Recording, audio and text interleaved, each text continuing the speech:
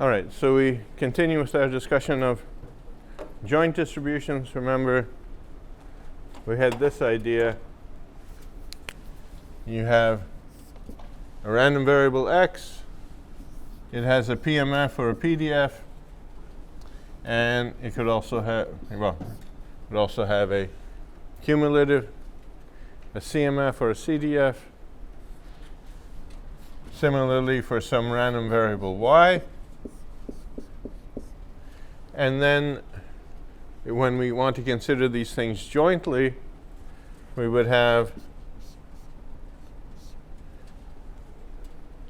a joint PMF or a joint PDF, and we would have a joint CMF or a joint CDF. Okay? All right, once again, let me remind you of the definitions when we're considering only one random variable. So this notation here, the CDF, the cumulative mass function, the CMF for x evaluated at a is the probability that x takes a value less than or equal to a. Okay? And that's given by summing the values, these PMF values evaluated for all x, where x is less than or equal to a. Okay. Similarly, if you have a random variable y, you have, this is the CMF evaluated at b. Okay. In the case of continuous random variables, instead of a sum, you have an integral. So you integrate from the CDF evaluated at a is given by integrating from minus infinity to a the PDF for x. The CDF for y is given by evaluated at b is given by integrating the PDF for y from minus infinity to b. Okay, we've already seen that.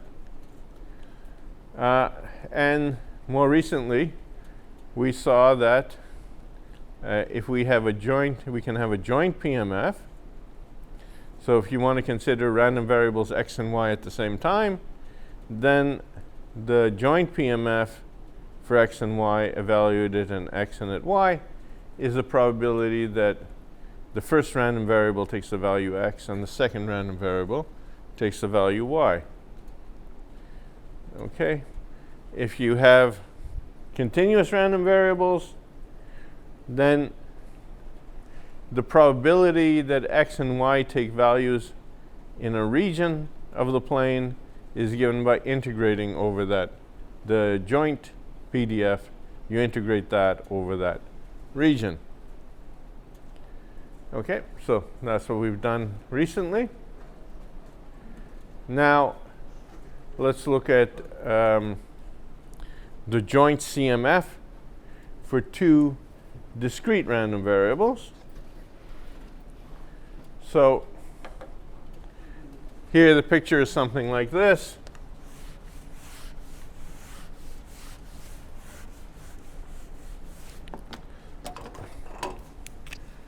Let's say something like this. So here's some A, and we're looking at the values of x along this axis, and we're looking at the values of y along this axis. Here's some value b for y. So the CMF, the joint CMF, is evaluated at AB is the probability that x is less than or equal to a and y is less than or equal to b. So that's a probability that that the random variable x takes a value x and the random variable y takes a value y. They're both discrete, and that lies somewhere in this region over here. Okay? Okay. And if you're if we're talking about continuous random variables, somewhat the same idea, except instead of doing a summation, you're going to do a double integral. Right? And again, this is the probability, this joint CDF is the probability that x is going to take a value less than or equal to a, and y is going to take a value less than or equal to b. So you integrate the joint PDF with x going from minus infinity to a and y going from minus infinity to b. Okay, so let's do a few examples. Okay. So let's say a fair coin is tossed twice. X is the number of heads, y is the number of tails. Okay? So what would the joint PMF look like? What is the joint PMF giving you?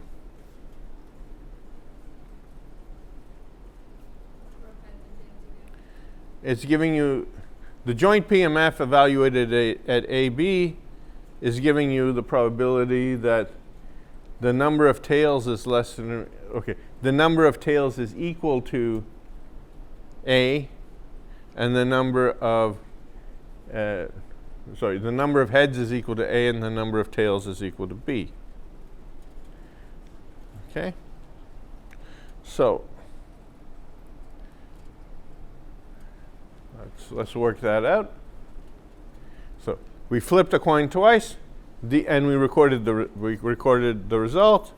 Okay, these are all the possible results of that experiment. Okay. So, what values can x and y take? Right? And let's think about their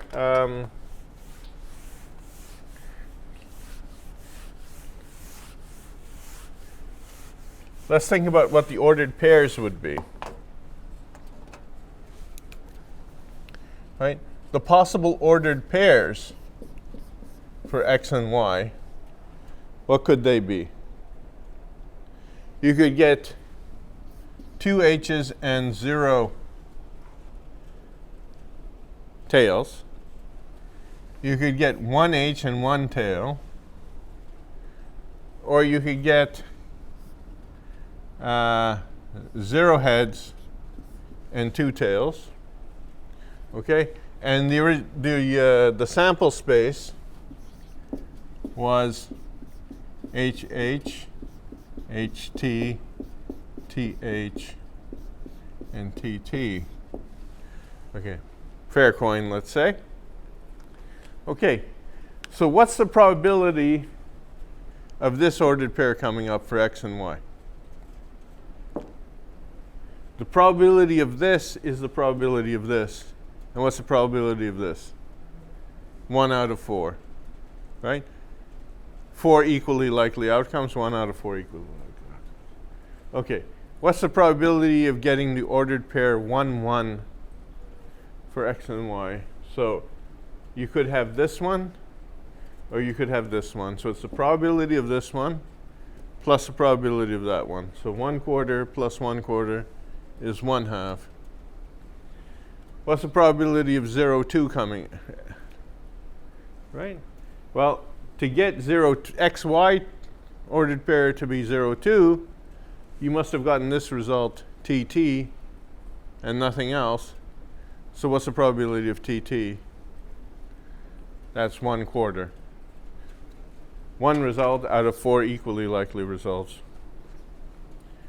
Okay? So,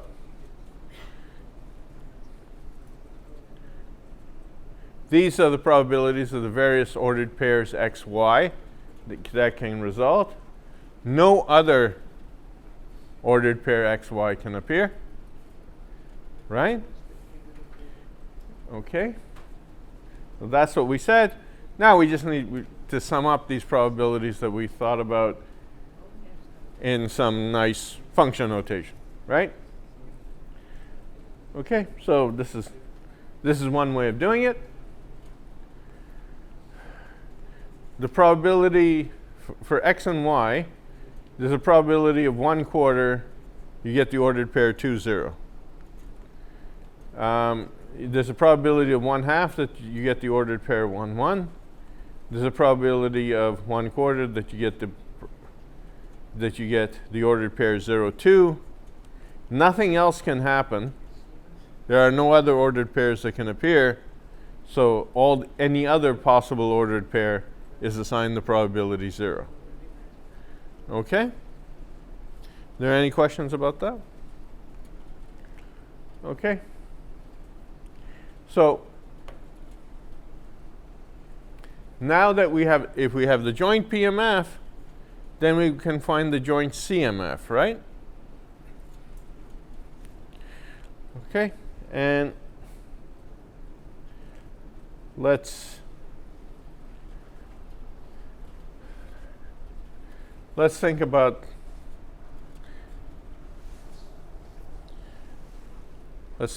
that a little bit, and we can refer back to the PMF for convenience. What's the CMF going to look like?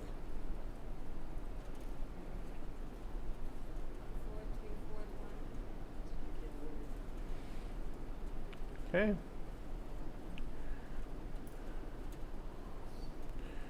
Okay, well, let's I'll give you a few random ones, and you tell me what it is, okay? How about this?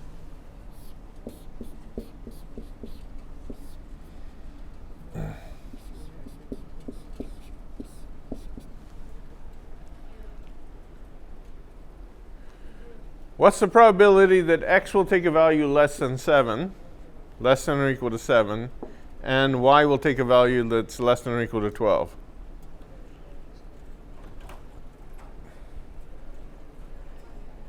One. X is always less than or equal to 7 in this case, and y is always less than or equal to 12. So this will take a value 1. Okay. What about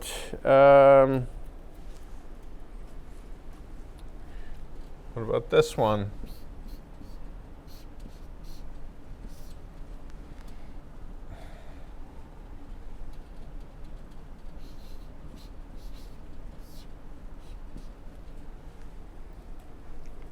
What's the probability that x will take a value less than or equal to 0, and at the same time y will take a value less than or equal to 0? Can x take a value less than or equal to 0 and y at the same time take a value less than or equal to 0? No.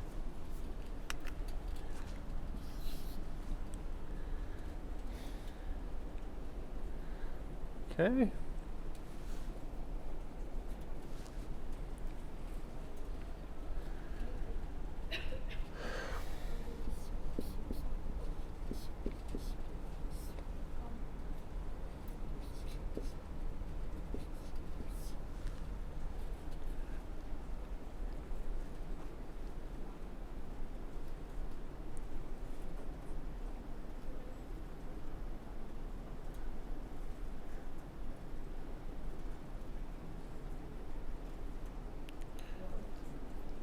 Okay, this is 1.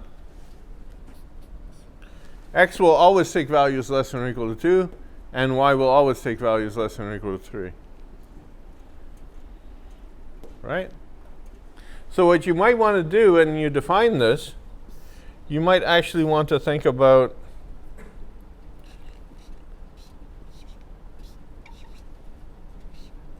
well,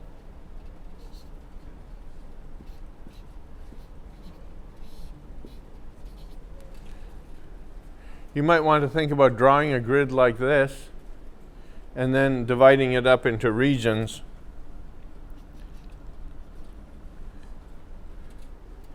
And then seeing what happens on those regions. Okay?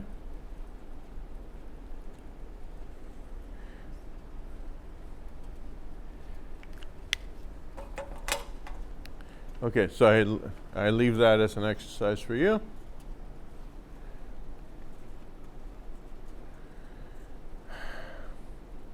Okay, let's now consider the continuous case. One thing to remember when we were dealing with a single random variable, if you happen to have the CDF for x, you can find the PDF for x by differentiating. If you have the CDF for y, you can find the PDF for y by differentiating. Okay?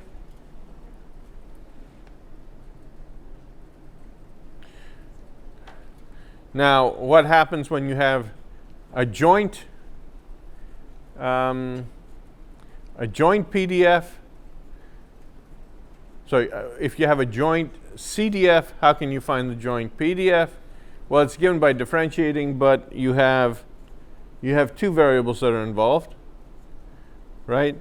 So if you have the joint CDF for x and y, the way to find the joint PDF for x and y would be to take the derivative with respect to x, and then that result take the derivative with respect to y, or take the derivative with respect to y and take the derivative with respect to x. Both will work and give you the same.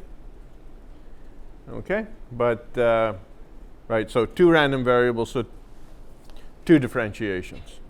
If we had joint for three random variables, then we would need three differentiations to recover the PDF from the CDF. Okay. So, let's say I give you that this is a CDF for some continuous random variables. Sorry, I give you that this is the CDF for continuous random variables x and y. Okay? How would I find the joint PDF? What would the joint PDF be?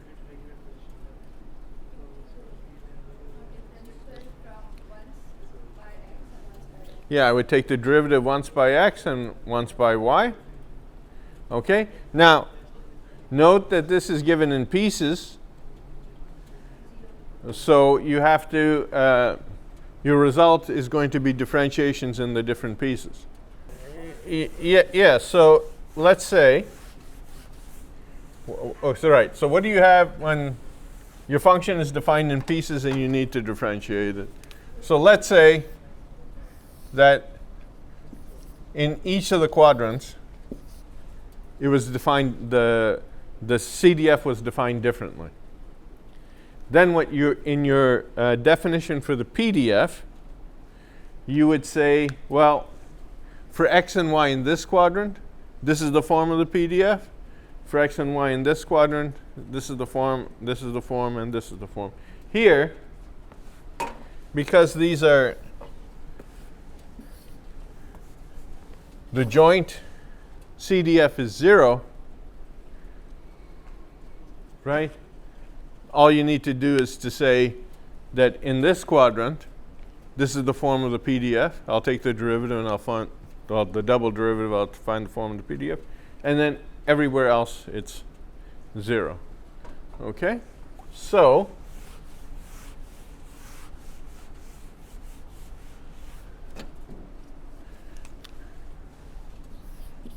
f sub xy, evaluated in xy,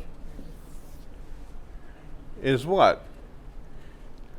It's the derivative with respect to x followed by the derivative with respect to y of this function, the CDF, 1 minus e to the minus x times 1 minus e to the minus y. And this is for x and y both being bigger than 0. And it's the double derivative of 0 Otherwise, okay, well, as you said, derivatives of 0 are easy. I can just do that. Okay, what's the result of taking the derivative with respect to x and then the derivative with respect to y?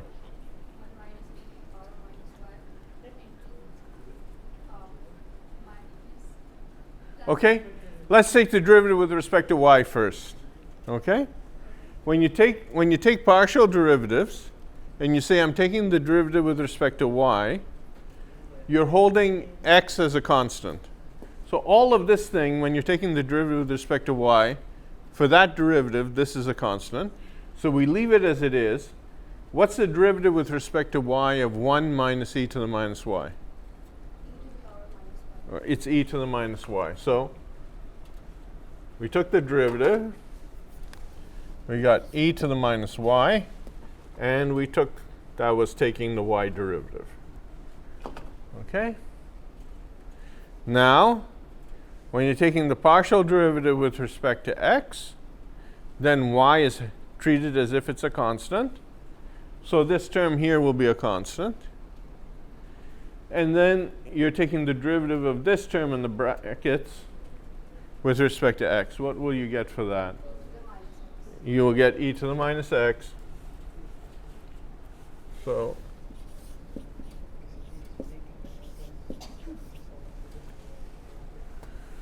so I've taken both the derivatives. And I've taken because the CDF was defined in two regions, I'll take the derivative for the form of the CDF in one region, and then the derivative, double derivative for the form of the CDF in the other region. Okay? So if your CDF is defined in pieces, when you start taking derivatives, your PDF will be defined in pieces. Okay? All right. Okay. So a bit of terminology. Right? We've been speaking about joint distributions. Okay? So we had the joint PDF, or we have the joint CDF. The distributions for the individual random variables by themselves, x by itself and y by itself, those are called marginal distributions. Those are called the marginal distributions. Okay? So that's the terminology we'll be using in the rest of the course. And there's a relationship between them. Okay? So, let's say you could work out the joint PMF for x and y, right? And you only wanted, but you didn't know the marginal distribution for x. You didn't know the individual PMF for x. So one way of working it out is if you sum out the y, if you sum over all the allowed values of y, then what you're going to be left with is the marginal distribution just for x. Okay? If you start with the joint PMF for x and y both, and you sum over all the possible values of x, you'll have summed out all the x dependents, and all you will be left with is the PMF for y.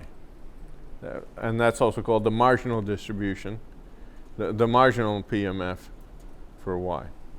Okay? The joint PMF, and that's the marginal PMF. Again, you're right. So, we've discussed, previously we've discussed, here are the marginal distributions. How would you get the joint distribution? If you had the joint distribution, you would get the marginal distribution this way. We haven't done an example of that yet, I think. Yes. Yeah. Okay. All right. In the continuous case, instead of summing out the x or summing out the y, you integrate out the x or you integrate out the y. Okay? So if you have the joint distribution for x and y, the joint PDF for x and y, and you integrate over all allowed values of y, then what you're left with is a function only of x. And that function is the marginal PDF just for x, because you've taken y out of the picture now. So you've integrated out the y. Okay? If you have the joint PDF for x and y, and you integrate over all the allowed values of x, you will be left with a function only of y, and that function will be the marginal PDF for y. Yeah, I would try and get this. I would try and get the CDF and then take a derivative, maybe, if you want to. Sometimes it's easier to find the CDF for what you want first and then take the derivative. Yeah. Okay. Right. The coin toss. Okay. Right. Okay. Coin toss example. So we had S is equal to HH, HT, TH, TT, right? Okay? And then we had x equals the number of h, y equals the number of t's. And the possibilities were f sub xy of xy is equal to, okay, we could have x equals 0 and y equals 2. That was 1/4. We had 1/2 the probability that x is equal to 1 and y equals 1. And we had 1/4 for the probability that x is equal to 2 and y is equal to 0. Now I want a marginal distribution. Okay?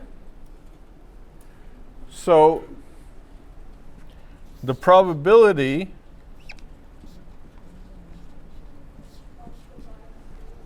that x, so the PMF for x, evaluated at 1, for example,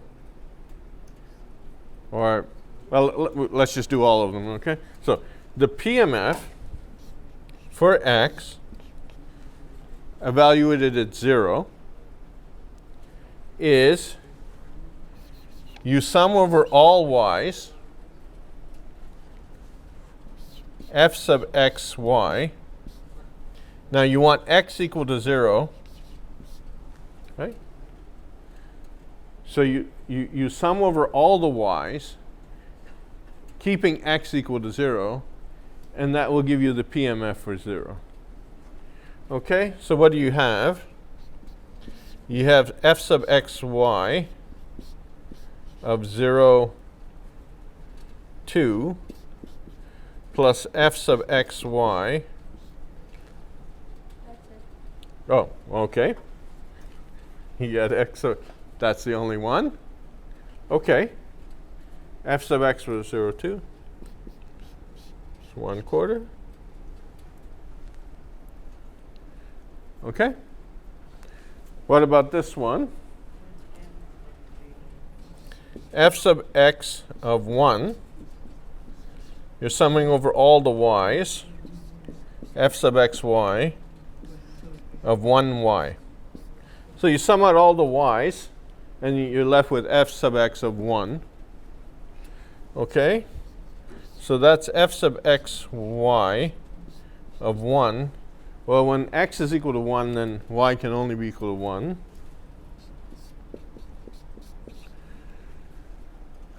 And that's 1/2. And so on. Okay? All right, so you can figure out f sub x for any input. You can figure out by summing out the y's using the joint PMF if you want. Okay? All right.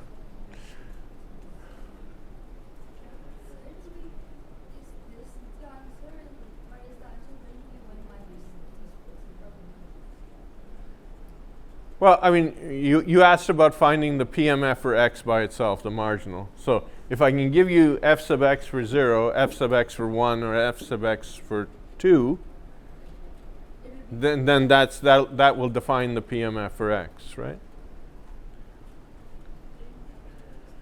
Okay. All right. Now let's consider the cumulative case.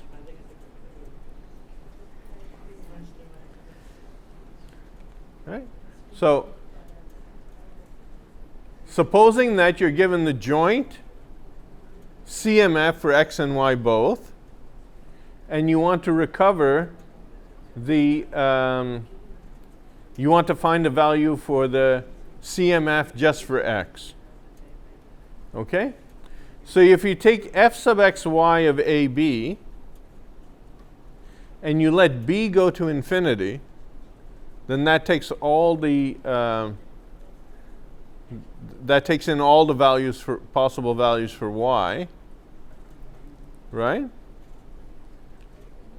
Okay. All right. Let's try it this way.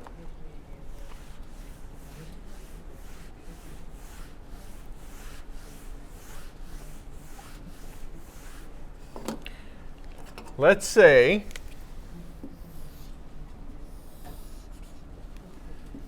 okay, so these are values of x. These are values for y. There's a point xy here. Let's draw a dashed line at x equals a dashed line at y equals b. And what point is this? This is AB. If I calculate the joint CMF at AB for input AB, that means that what is the probability that x and y take values, the ordered pair x and y lies in this region. Now, what does that's f sub xy of AB. Now, what does f sub x of A mean?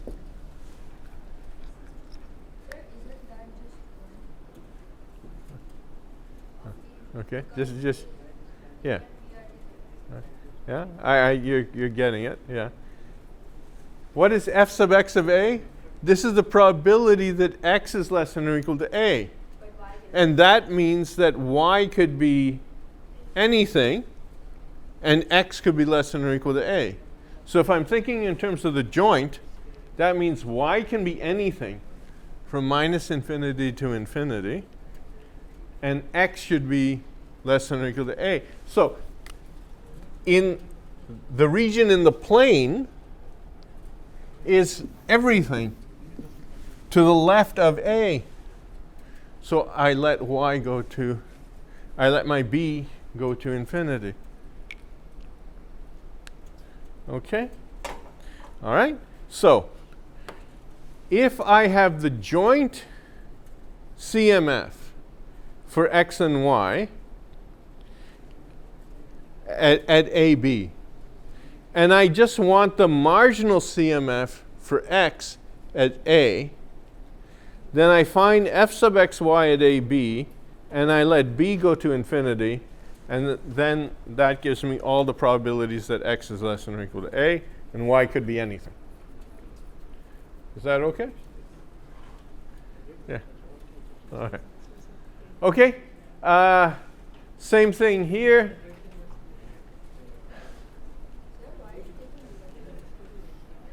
Because this is giving me the entire, all the plane to the left of A, if I let b go to infinity.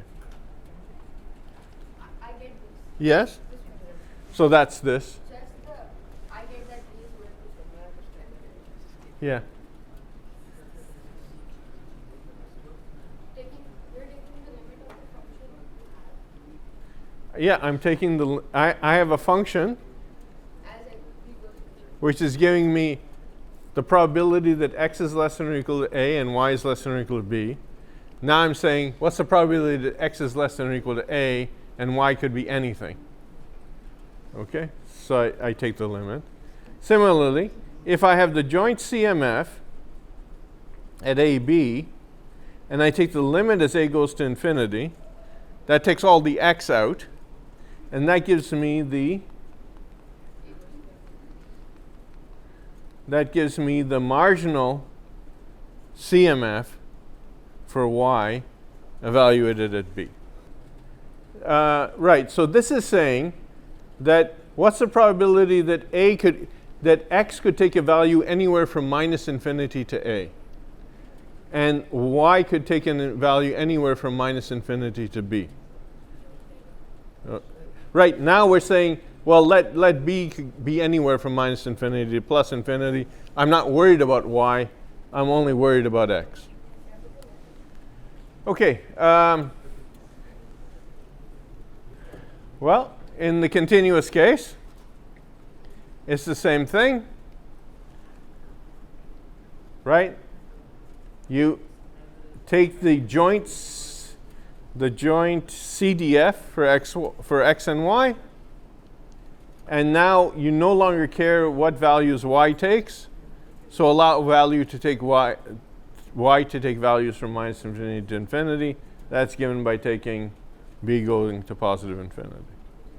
Same thing for y. Okay. Okay. So for joint CMF going to the marginal CMF, you sum out the variable that you don't want. For joint PMF going to the marginal PDF, so joint PDF going to the marginal PDF, integrate out the variable that you don't want, you're left with something for the one that you do want. Okay? For joint CMF or joint CDF, yeah,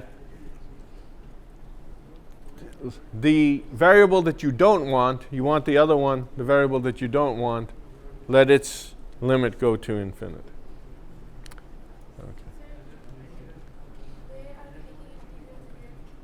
Oh, but the integral is in here, right? This is the integral from minus infinity to b.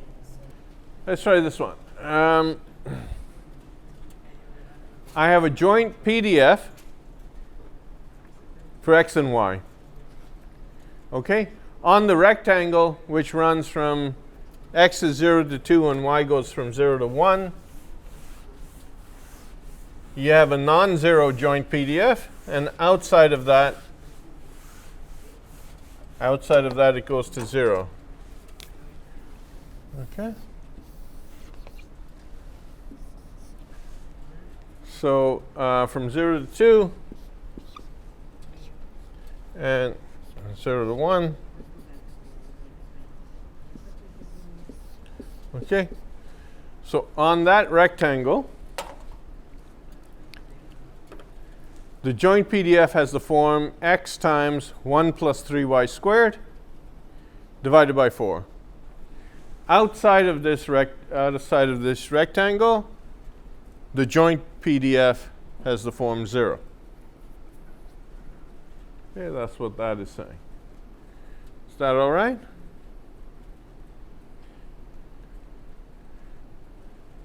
Now, from the joint from the joint PDF, I would like to find the joint CDF. And we would have to do it in pieces, right? So for example, below this line,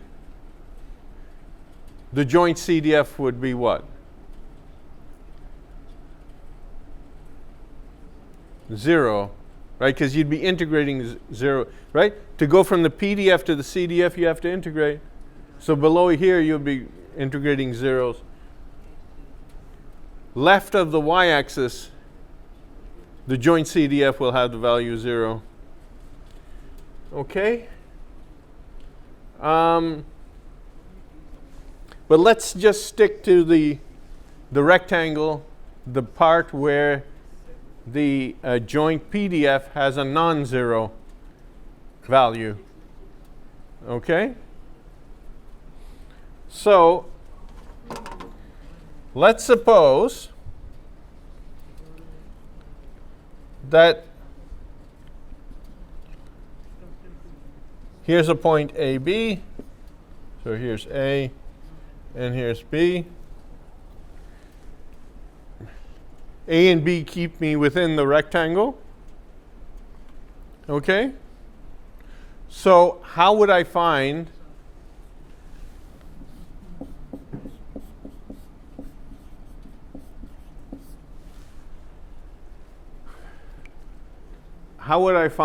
the joint CDF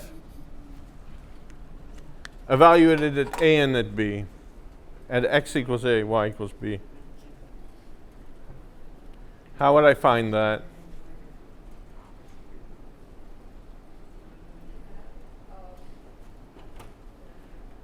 Okay. Right, you just have to integrate. So let's just think about what this means. This is the probability that x is less than or equal to A, and at the same time that y is less than or equal to B. So x takes a value from minus infinity to A, and y is taking some value from minus infinity to B. Okay, then we just have to integrate the PDF. Right? Right. So this is the integral from x equals minus infinity to A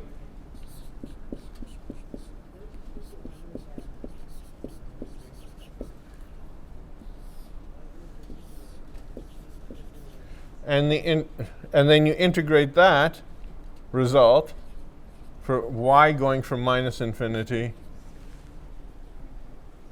to B. Is that okay? Because it's a rectangular region, you can just set up the double integrals without too much thought. On rectangles, boxes, the integrals are finding the limits of the integration is easy. They're just the constants. Okay? All right, is that okay?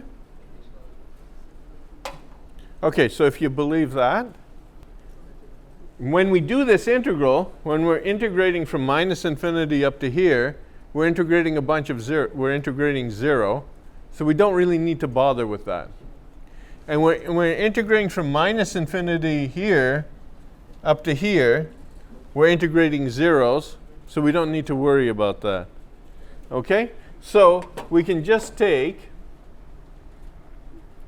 over the non-zero region where the PDF is not 0, as you say.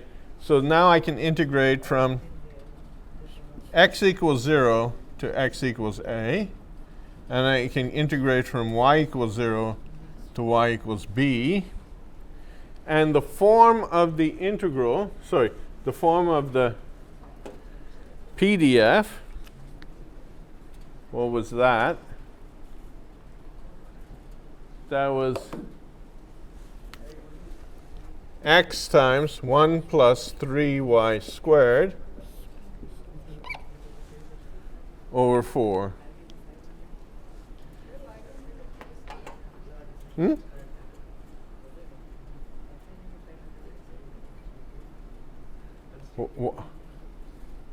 Why did I what? No, well, I don't need to replace A and B are my limits, or I'm saying x is lying between minus infinity and A, and y is lying somewhere between minus infinity and B. Okay?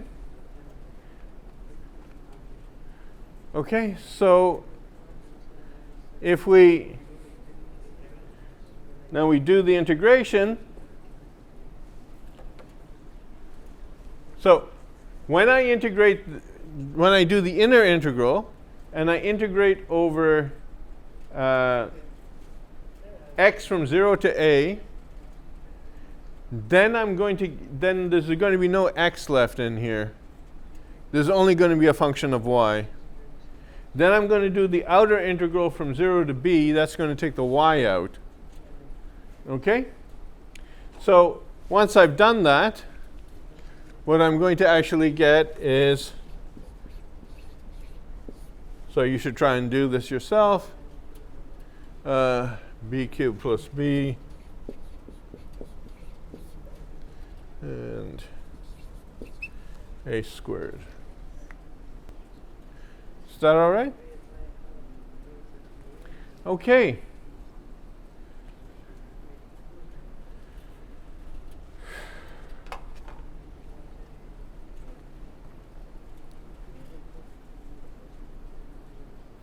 So, if you have f sub xy of ab, and you want it in the form f sub xy of xy, then just replace a by x and b by y.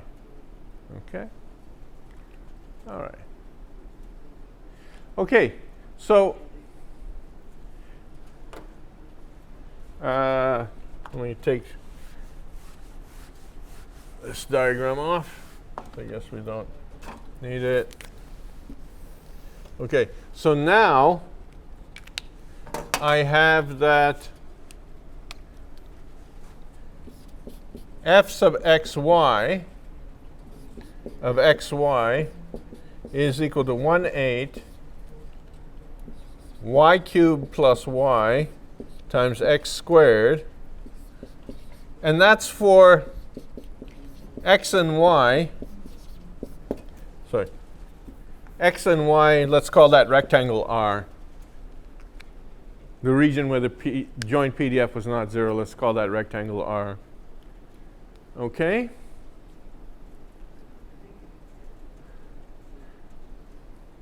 Right? Now, supposing that I want the marginal distribution. I want the marginal distribution.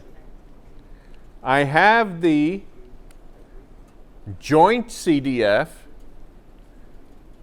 for both x and y. Now I want the now I want the marginal CDF just for x. So how do I find that? I find that by taking the limit as y goes to infinity of the joint CDF. Okay. Now, I have to remember that this was just in that rectangle. This bit here is just in that rectangle R. Right, when I was here. So when you took your xy and you brought it up to infinity, once you crossed y is equal to 1, this was no longer the form of the joint CDF. Okay? So that bit cuts, and remember this was at y equals 1. Okay? So for this x, as you allowed y to get bigger and bigger, you hit y equals 1, and then after that, well, y can only be 1, right? Because the PDF out here was 0. So you would only take that limit, right? This formula is correct, but this limit cuts out at y is equal to 1. So really, you only take the limit as y goes to 1 of this thing, right? Well, when y is equal to 1, then this all works out too. This is 1 plus 1 is 2 over 8 is 1/4 x squared. Okay. All right.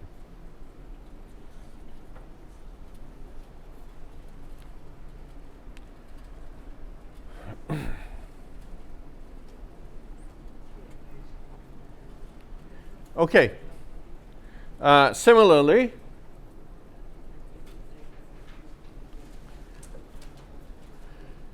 when you want to let x go to infinity so that you're left only with the marginal for y, well, x never gets bigger than 2. That's the way we fix the PDF. X never gets bigger than 2. So saying, is x less than the probability that x is less than or equal to 3, x is less than or equal to 12, x is less than or equal to 3 billion, it's the same as the probability that x is less than or equal to 2. Right? And x is definitely less than or equal to 2. Okay? So you can just take the limit as x goes to 2, and you get this form. Okay, so if the coordinates of the point are 5 and -1, you're down here. So that would be, there's zero okay. Yeah, there's zero probability that your ordered pair xy lies in such a region which lies below this axis or to the left of this The axis. domain of the points which have a 1 cumulative density distribution, does the x and the y both have to be greater than the maximum? Okay, so right, so when the probabilities are maxing out, then that's when y is bigger than or equal to 1, and when x is bigger than or equal to 2. Do both of them have to be true at the same time? Or can one of them is true, is that fine? The other one is in the bounds or? Okay, when you're calculating a marginal, and you're saying what is the probability that y is less than or equal to 2, then that would be 1. Yeah, I just think this for general drawing. Yeah. So, like for drawing, like, let's say we had the coordinate 1, 5. With the cumulative density of that 1. Okay. Okay. Well, 1, X being 1, comma 5 up here. Yeah.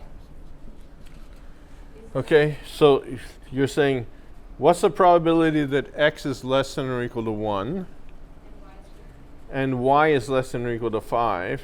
That won't be 1, right? 1 No, that won't be 1 because you've only got a piece of the rectangle.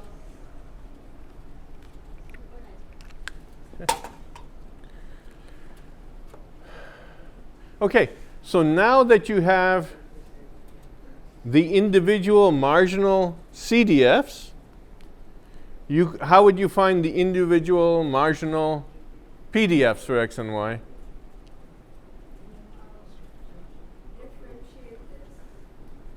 You're right. If I differentiate the marginal CDF for x, I will get the marginal PDF for x.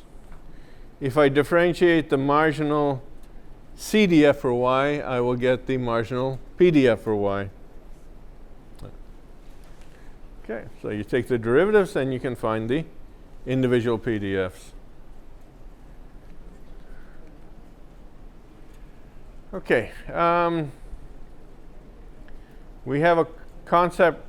Remember we had independent events, right? We have the notion of statistical independence of random variables, right? If I say that the random variables are independent, I'm being a little bit sloppy. I mean, the random variables are statistically independent, okay? And the two properties for that is probability of A. Right, so if events were independent, then the probability of A and B, A intersection B, was the probability of A times the probability of B. Right? When you're talking about random variables, we say that they're statistically independent if their joint PMF or joint PDF is the product of the marginal PMF or the marginal PDFs. Random variables will not always be statistically independent. there are important cases where they are, right? And in the statistical, we will say that the random variable x and the random variable y are statistically independent if you can show that their joint PMF or joint PDF is the same as the product of the marginal PMFs or PDFs. Okay? And then in this special case, some calculations will turn out to be easier, right? Or they can be, the idea can be used to simplify some calculations. Okay? So let's say that f sub x has this form. The PDF for x has the form 1 minus exponential minus x for x non-negative, 0 otherwise. And the PDF for y has a similar form. If y is negative, then the PDF goes to 0. Otherwise, it has the form 1 minus exponential minus y. Their joint, I give you that their joint PDF has this form, right? So, if I ask you, are these random variables statistically independent, how would you check if they're statistically independent or not? Multiply their marginal ones. Right. Multiply the marginal PDFs and see if you get the same joint one. Okay? Remember, these are done in pieces. So when you take the multiplications together, you'll have to check whether the pieces, what the pieces are, okay? What's the joint PDF in the quadrants? Right? Okay? Does this work for PMF as well? Right. Right. Two discrete random variables, they are statistically independent if their joint PMF is the product of the individual PMFs. Okay? So this is what you need to check. Okay? And in the like I said, in the example that I give you, you have to check that the various cases, when x is bigger than 0, y is less than 0, and so on. So you check all the cases, and it turns out that indeed, for all cases, for all possible cases of x and y being bigger than 0 or less than 0,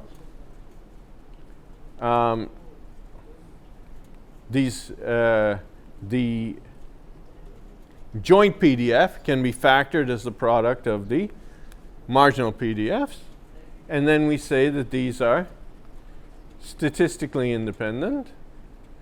Okay, so that was a continuous case. I'll leave a discrete case for you as an exercise. All right, and then, okay, so there's a few more exercises that you need to do.